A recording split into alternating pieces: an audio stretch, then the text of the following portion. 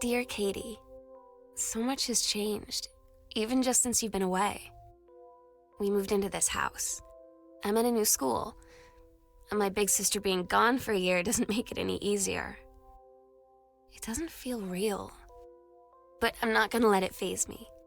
I used to tell you everything, and if I can't do it in person, because you're off gallivanting around who knows where, I'll tell it to this journal, just like I was talking to you.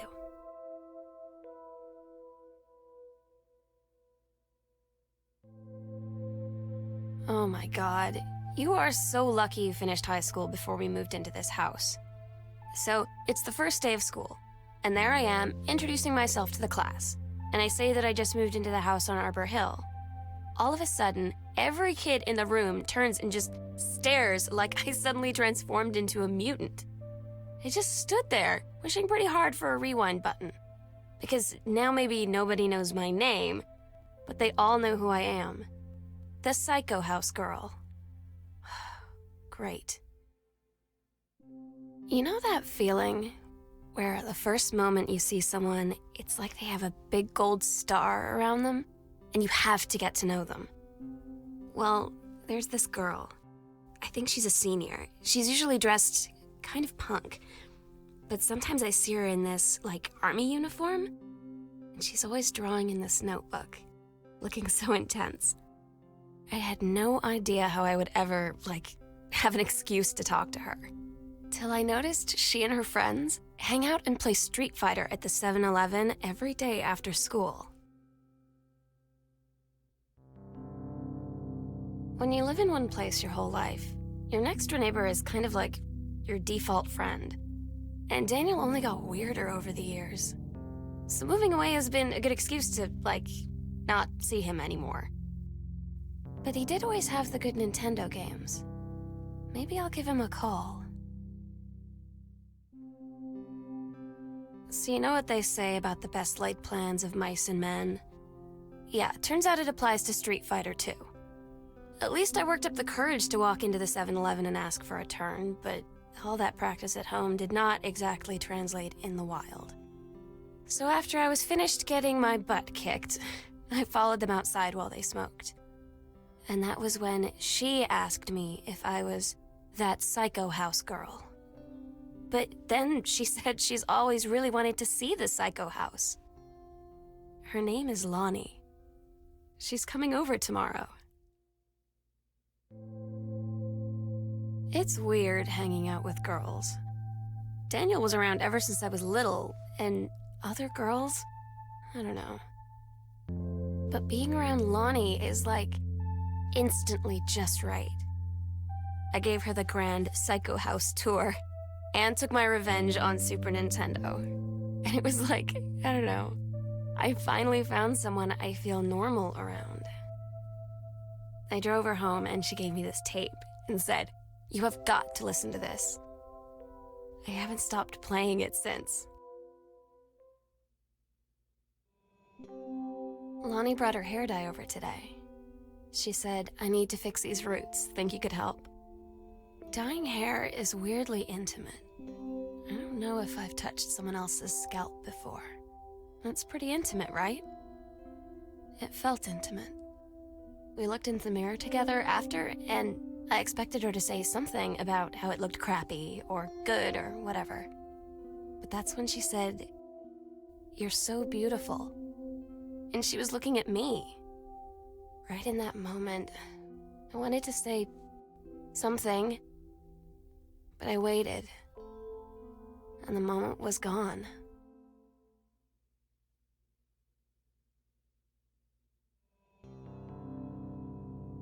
Sometimes you just have to lie to Mom and Dad.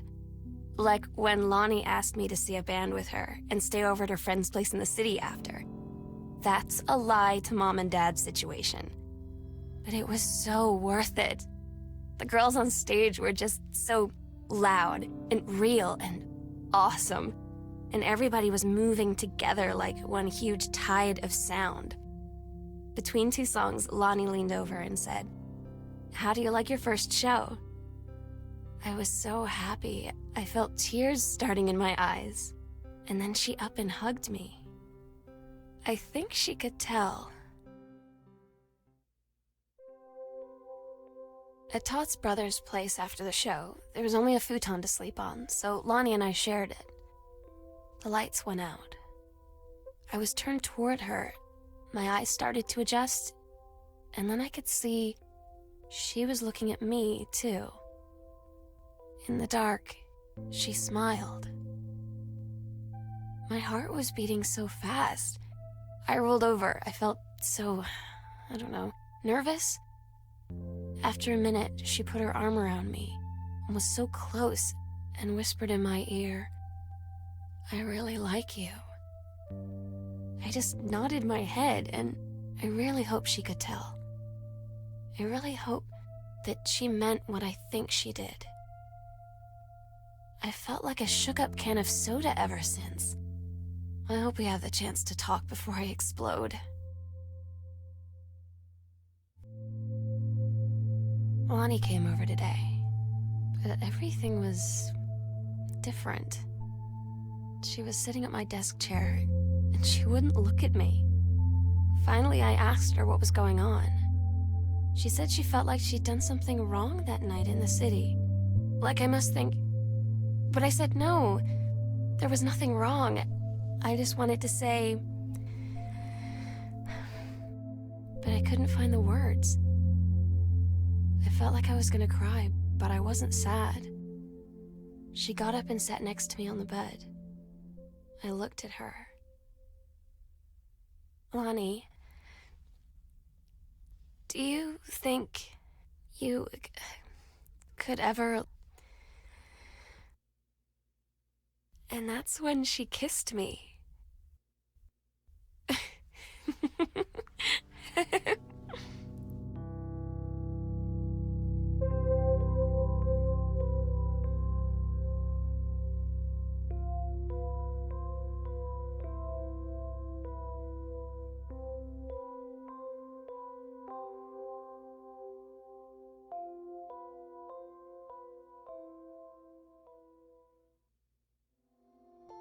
It's different now. I mean, we still hang out all the time like before. But now when no one else is around, well, so you could say we're dating. But it's secret. Secret dating? I don't know. I mean, I guess that's the real difference.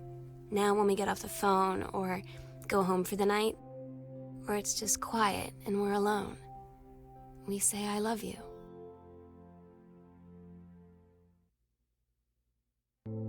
I'm so stupid sometimes. I was telling Lonnie that I got into my college summer program thing, and I was all making plans like, you should come visit me, stay in my dorm room. But she said, "Sam, I ship out on June 6th. I was like, ship out? To where? She said, to basic training. What did you think I was doing all that ROTC stuff for? I guess she's been planning to join the army right after high school since she was like 12. And I guess she's really going to do it. So I was like, after graduation, I'm just never going to see you again? She said, let's just have fun while we can.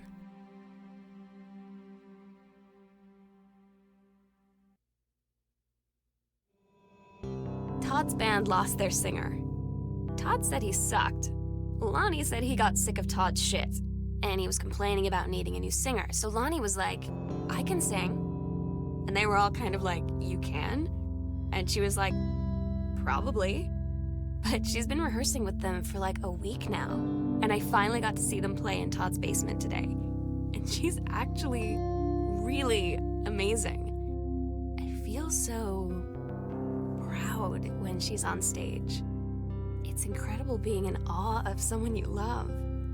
So everybody knows it's like a temporary situation till she ships out in June. But till then, I'm gonna be at every single show. They tell you to stick with the group on field trips, Katie. There's a reason for that. Lonnie and I snuck off on the side paths at Multnomah Falls and got a little lost. Okay, a lot lost. Like, for hours. Right before the bus left, we found a trail and came running down the path, soaked and covered in mud, shouting for the bus not to leave. the school called home. Mom and Dad said, "You didn't get into trouble like this before you met that Lonnie girl." But I don't think they know about us. The kids at school, though, I'm really afraid that's a whole other story. Stick with the group, Katie. Stick with the group.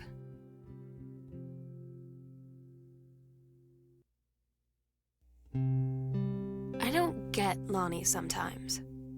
Like, her band, and our zine, and her hair, and everything are all anti-authority. But I watch her in JROTC, and she's doing drills in perfect formation, following orders, no question. And there's all this stuff in the news about don't ask, don't tell. Like, she's going to join the army and then have to lie about who she is. She said they don't need to know what they don't need to know. Like it was no big deal. This from the girl who trashed her locker to, defend my honor. I've learned when to stop arguing, though. I don't think Lonnie even gets Lonnie sometimes.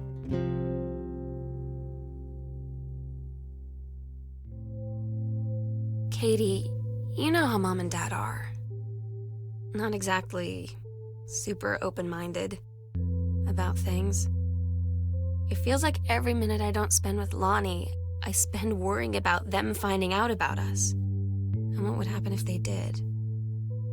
You know Dad's joke about the nunnery that he'd tell whenever he brought boys around the old house? I wonder where he'd want to send me.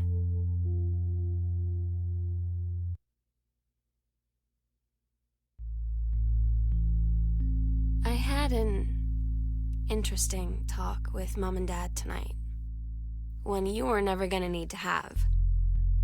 I mean, you've known, right? I've known. I've known since, She-Ra. Mom and Dad didn't, I guess. But they saw the zine and the stuff on the locker, and they were like, is there something we should know about you and Lonnie?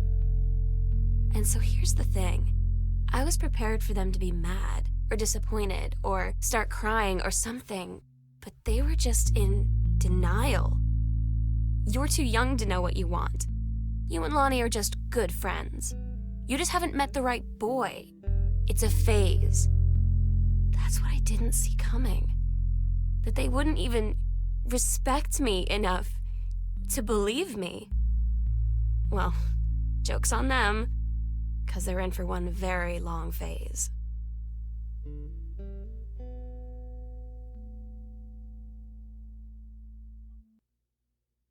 Daniel finally came over to get his game. I'd been dreading it.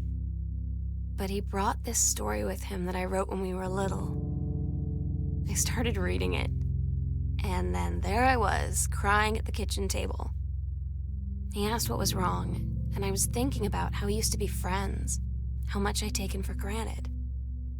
But instead, I told him about school, and Dad, and Lonnie.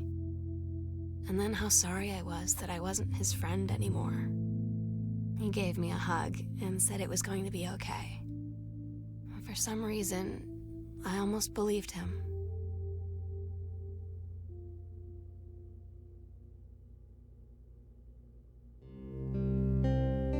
I asked Lonnie what she had to do to get ready to ship out for basic training.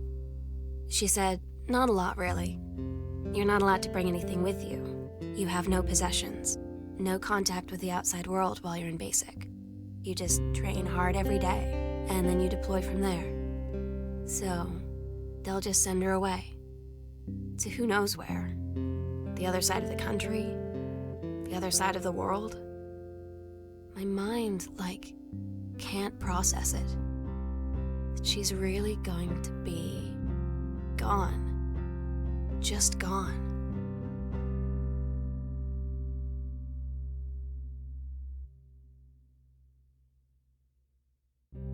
Lonnie had her going away show with her band tonight. She's so incredible on stage. When she was singing, I could practically forget everything. That we only had 48 hours left. That I don't know what comes next. That I can't live without her. Then she dedicated the last song to me. And I couldn't take it. I was out on the curb in the alley, sobbing till my ribs hurt. I would follow her anywhere, Katie. But I can't. Where she's going. After a long time, she found me.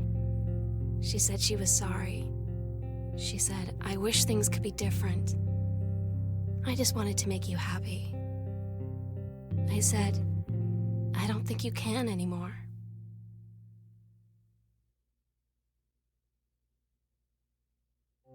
We agreed our last night together would be our happiest ever, and we'd forget tomorrow was going to come at all. It worked for a while.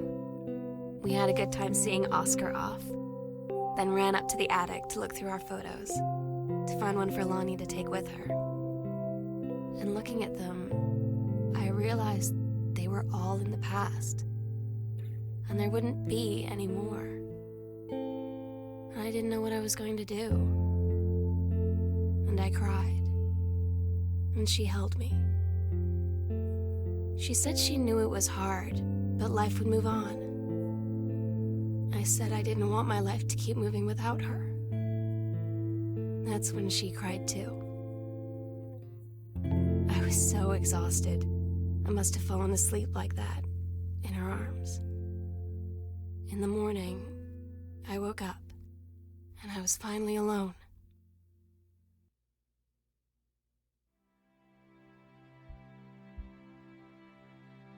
The sunset light in this house is the saddest thing I've ever seen. I just want to sleep. When I'm in the attic, it almost feels like Lonnie could still be here. She's just downstairs. I'm just waiting to hear her pull down the hatch and come running up. Maybe I'll go up to the attic and wait.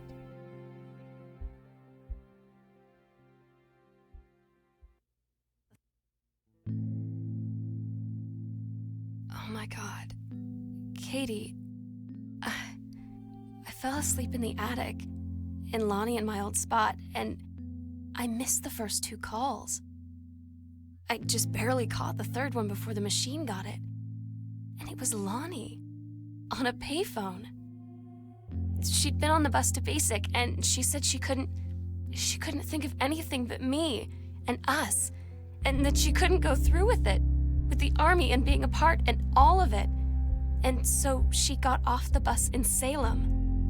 She said, Sam, I want you to pack up everything you can and get in your car and come find me.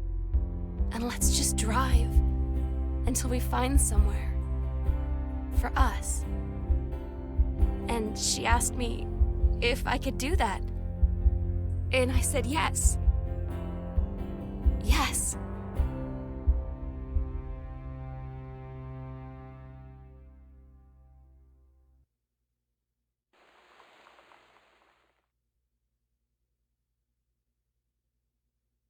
Katie, I'm so sorry that I can't be there to see you in person, that I can't tell you all this myself.